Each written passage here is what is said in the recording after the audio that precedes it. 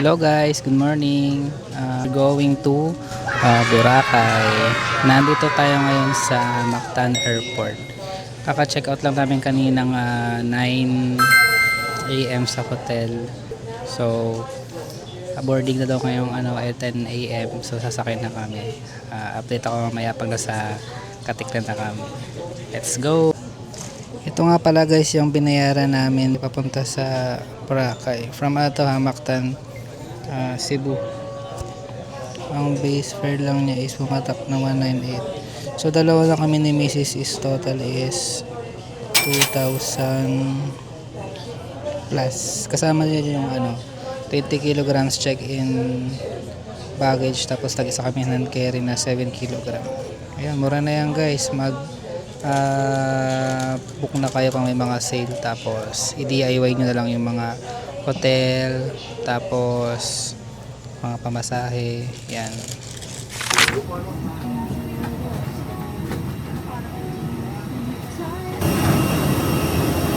Katiklan Airport. Sakay tayo ng shuttle. Open natin guys yung mga senior. Ano yung mga kailangan mo ba? Let's go! Tayo ng bus. Ito pala guys, yung kasi maliit ang airport dito sa Katiklan Parang gumagawa sila ng bago mga nakatayo ng poste. Yung malaki din to. Yan Kailangan kaya matapos yan. Guys, hintayin natin yung check-in baggage na.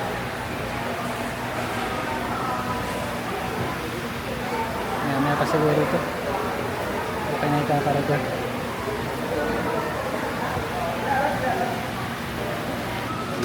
Yan kinuha. Saka tayo sa exit, tapos lahat tayo yung tricycle. Yan guys, lakad tayo sa tricycle nila.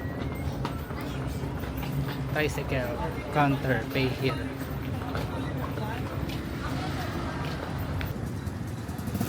Ito guys, pag dalawa yung customer, 150 dalawa. Dito lang andal na agad yung tricycle nila. Yan. Tara kaya? Tara. Let's go.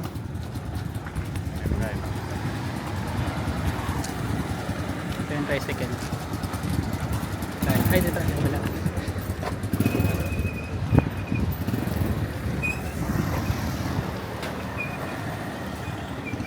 Mga trike na lang.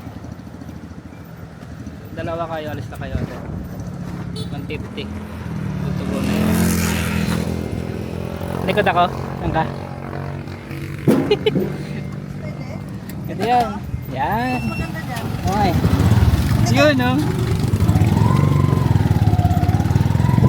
Alright.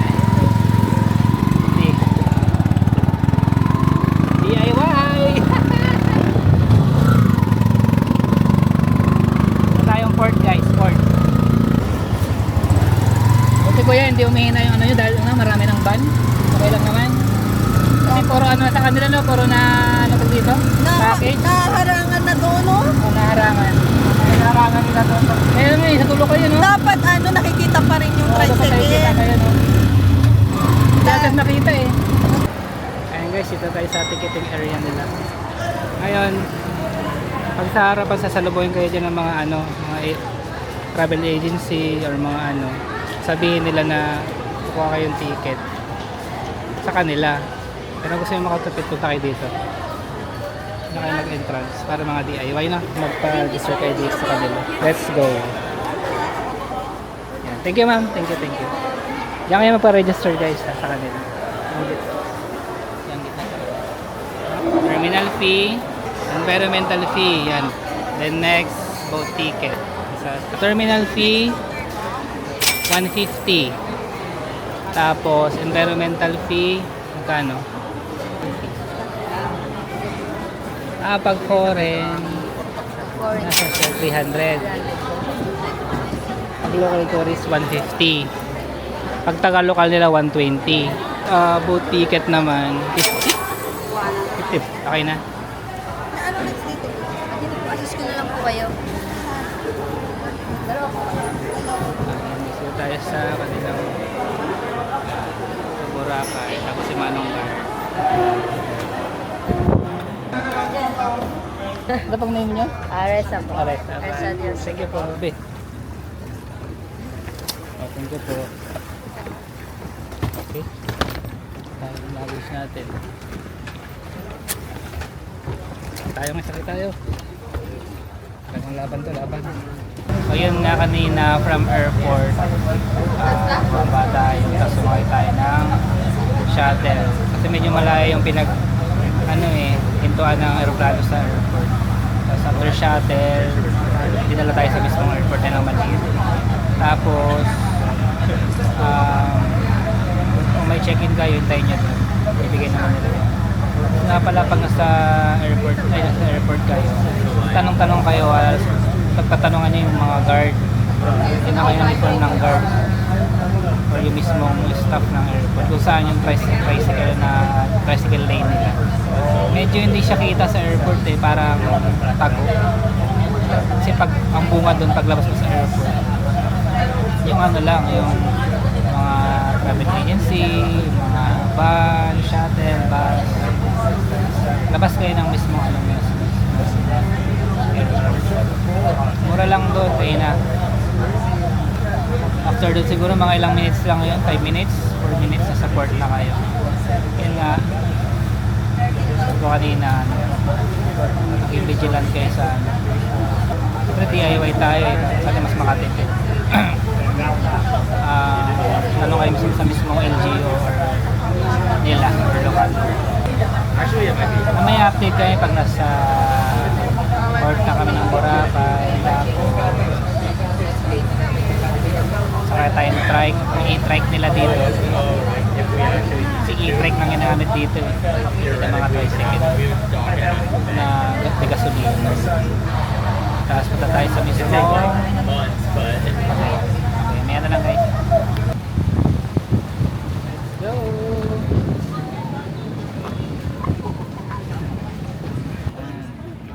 Yan, Boracay na yan. Sa kabila pa. Kabila pa yung mga white sand. Lakad kayo dito. Ito yung taxicab. May silo ka mo. Diretso kayo dyan. Kaya short time Hotel Boracay. Station 1. Station 1 po. Magkano yung kuya? 200 po. Isang e-trike na yun. Dalawa na kayo. Pero maghahintay po kami. Hindi na. Diretso na tayo. Atensya na? Oh, 200 po. 200? Ano natin? Aray ko. Salo yung 200. From port to station 1. Let's go! Yan, DIY tayo. Ayun, yung mga trek nila dito. Mamaya guys, update ko pag nakasakit. Bye! Hello guys, nandito na tayo ngayon sa Shore Time Hotel. Ayan. Nakatulog kami kanina kaya di na ako nakapag-vlog. Tsaka di na ako nakapag-room tour. Ayan, pahinga na kami ng 2 hours. Ngayon mga oras is 5:30 PM. Lalakad tayo sa labas. Parang lakad-lakad lang, simpleng gala lang. Ayan, wala pa tayong itinerary ngayon kasi parang check lang natin yung labas. Ito kami sa station 1. Labi nila. Ayan guys, yung location ng hotel namin sa likod ko. Papasok dyan. Kaya tayo nila. Tapos makikita nyo yung location niya. May katabi dito may katabi Andox. Yan, may Andox dyan. Tapos may cafe sila. Tapos malapit dito is yung 7-Eleven. 24 hours. Yan, 7-Eleven yan. Harapan lang nyo. Ito yung cafe, restaurant, lunch, Boracay. Tapos ayan yung hotel namin. Short time. Yan, lakad sa labas. Daan tayo dito. Pakidaan tayo. Yan, ito na yung station 1. Yan, ayos. Yan na, paglabas mo yan, no? Front beach na. Yan na sila.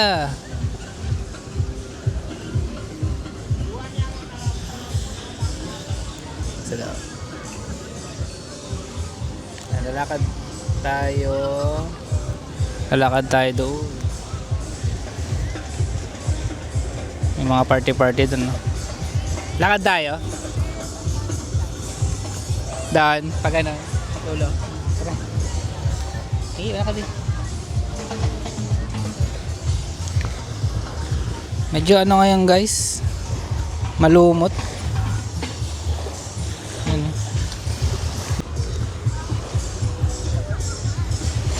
Yan, pero yung lumot na yun, di yan yung ano parang lumot talaga na nakadiri. Talaga yan yung nagpapaputi. Yan yung reason ko bakit maputi yung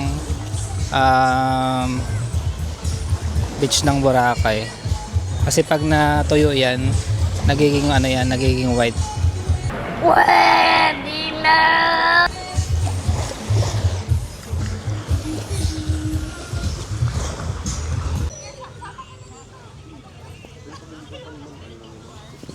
Ganda na. Boracay. Kaso may bayad pala to. Pala ko libre. Ayun. Pa-picture ka sa malapit. 20. Magpa-picture ka dyan. Harapan nito. Lapit tayo. Ito libre. Akit ka lang sa taas.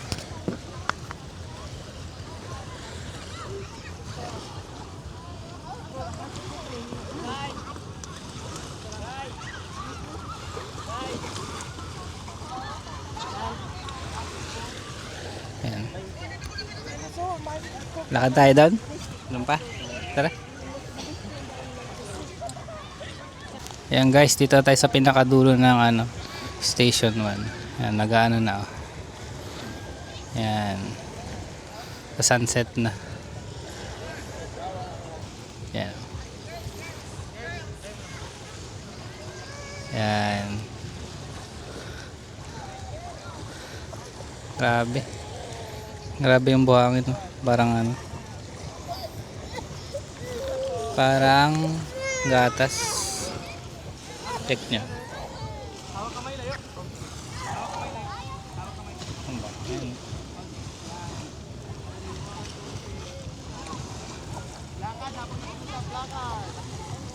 Grabe, no?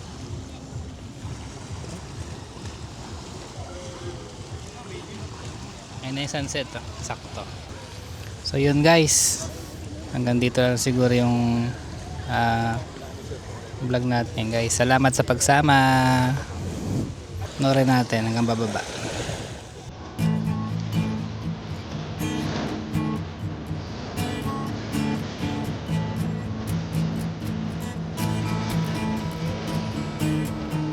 Yan, pababa na yung araw.